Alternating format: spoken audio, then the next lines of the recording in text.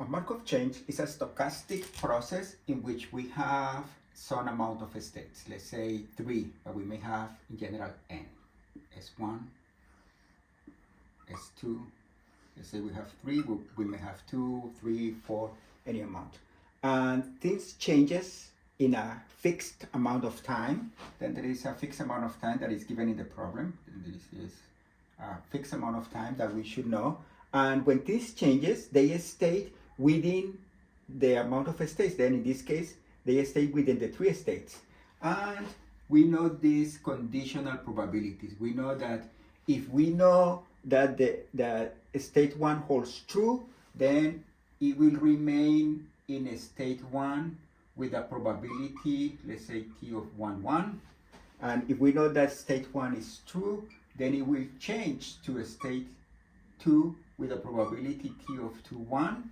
And if we know that a state 1 is true, then the probability that it will change to a state 3 is t of 3, 1.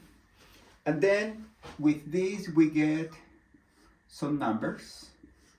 And it turns out that with these numbers we can create a matrix that is called the transition matrix.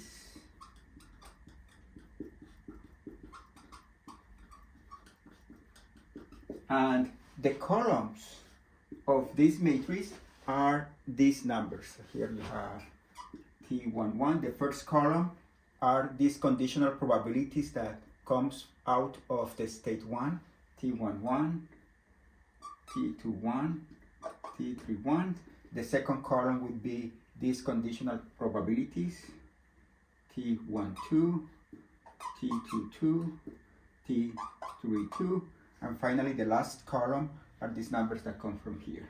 T13, T23, T33. Then, once we know these conditional probabilities, we can create the whole stochastic process if we know what is the situation at some particular time. For example, if we know that initially 20% is in a state 1, or a state 2 has a probability of 0.3 and a state 3 has a probability of 0.5, then we have a vector which is called a state vector, and since this is the first one, it's called the initial state vector. In this case we have 0.2, 0.3, 0.5. This is called the initial state vector. Notice that state vectors, they have the property that the entries are non-negative and the sum is equal to 1. Same things as the columns of this transition matrix. Let's just, to fix some ideas, let's suppose that this is 0.7, 0.2, and 0.1. Let's suppose that this is 0.1, the probability from moving to a state 2 to a state 1, 0.8, and 0.1. And let's suppose that this is 0.2, 0.1, 0.7. Then in this case, my transition matrix would be 0.7, 0.2, 0.1, 0.1, 0.8, 0.1, 0.2, 0.1, 0.7. Then with this transition matrix, we can do the problem of finding out what is the situation after this amount of time. In this amount of time, things are going to change, and then we can ask what is the probability that is in a state 1, what is the probability that is in a state 2, what is the probability that is in a state 3.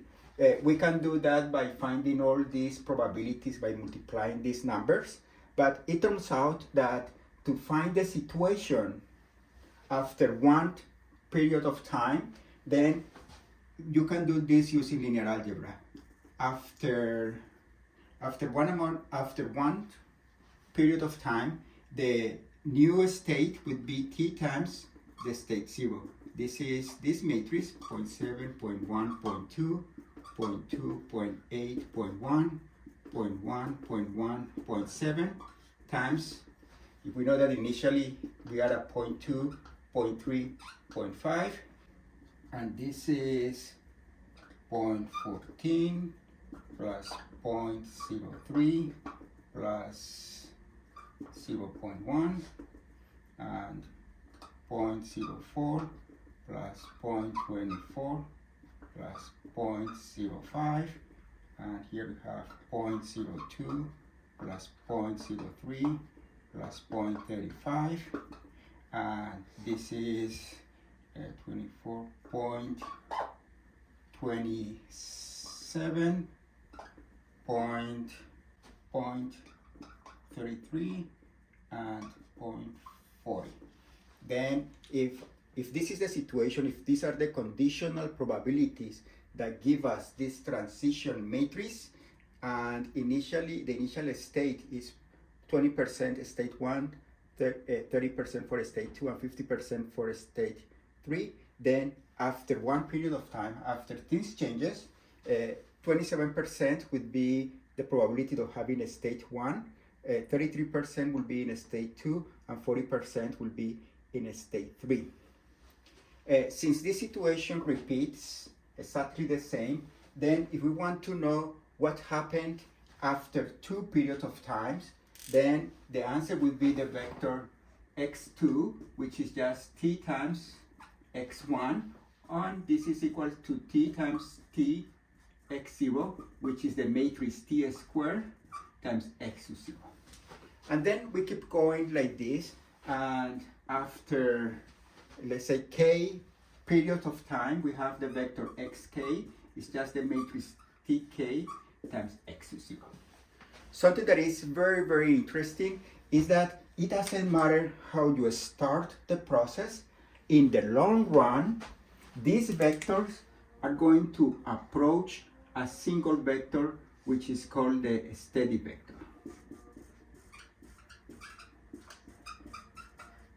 Notice that this steady vector must have the property that when you apply, let's say this is the steady vector.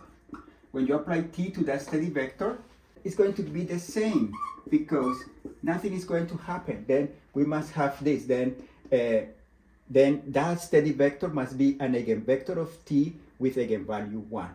But you can show that since this is a transition matrix, since the sum of the columns is equal to 1, and since these numbers are positive, then 1 is an eigenvalue, and then to get the steady vector, we just need to compute the null of the matrix T minus the identity. Let's do that. In this case, we need to compute the null of the matrix. For this particular example, it will be the null of the matrix negative 0.3, 0.1, 0.2, 0.2, 0.8, sorry, 0.8 minus 1, it would be minus 0.2, 0.1, 0.1, 0.1, negative 0.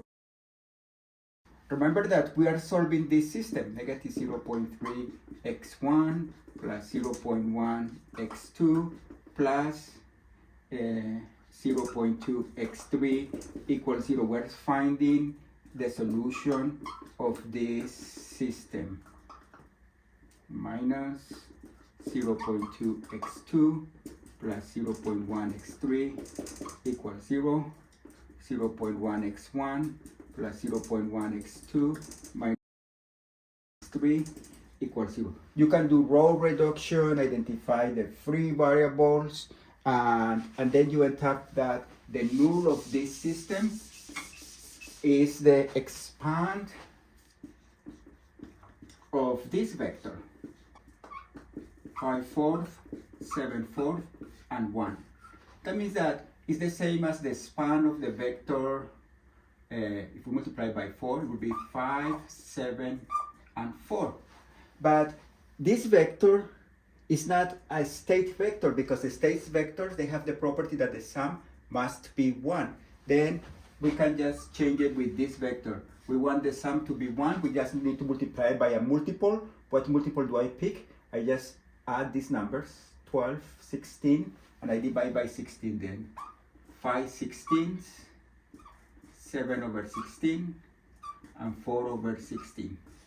This means that if you have this process, in the long run, this percentage, or this is the probability of state 1, this is the probability of state 2, and this is the probability of state 3. And it doesn't matter how you start, if you let it run, those probabilities are going to get closer and closer to this probability. This is called the steady